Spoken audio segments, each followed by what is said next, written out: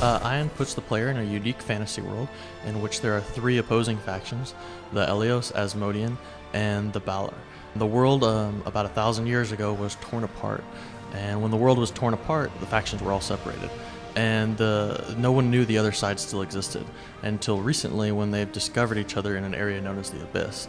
And they basically blamed each other for the destruction of the world, and so they're clashing now in this middle area called the Abyss. People are fighting for control of a substance called Aether, and this Aether is kind of what fuels everything.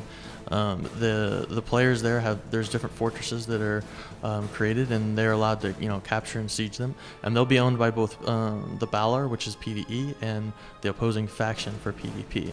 We have our campaign quest and our standard quest. The campaign quest kind of lead the character through the overarching story of the game. We've tried to give every player a choice. You can choose to play this game from a purely quest point of view.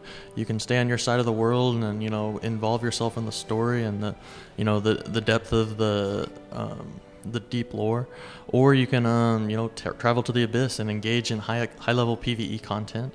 You can engage in PvP content, crafting. I mean, even our crafting system, the players can choose every single one. You don't have to make one choice, and then that just gives the players a lot of choices in the game. And I think from the very beginning, when you actually create your character, you'll see this customization, this choices the players have. So because of that, we can scale from the casual all the way up to the hardcore player. We really hope to eliminate kind of the groove or the rut that players have to follow in certain MMOs. We think that by giving them all these choices, they'll be able to kind of carve their own little niche in the world of what they want to be doing and how they want to do it. So we treat Flight as an added feature to the game in terms of strategy and statistics. So Flight has two statistics tied to it, both duration and speed. And so these will be found on different items, buffs, potions throughout the game, and players will have to balance what they want to use. So for instance, you might have a heavy flight item, but you might have to sacrifice maybe some attack power. In general, when you're flying, you're a little bit more vulnerable, so taking to the air is not always the best idea. I think that as you develop your friends into your legions, you'll start to have certain people take certain roles, and they'll be kind of your airborne unit, and you'll kind of have your ground troops. And so it adds just another layer of complexity aside the fact that you can just fly.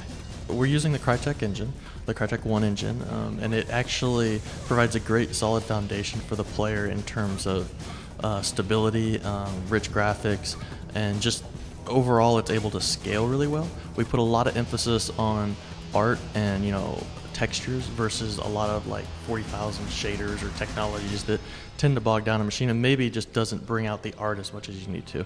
And we think that will make the game hold up a lot better over time, but also allows players to scale back and forward pretty easily. MMOs are, about a lot of people, so that's why it's called massive.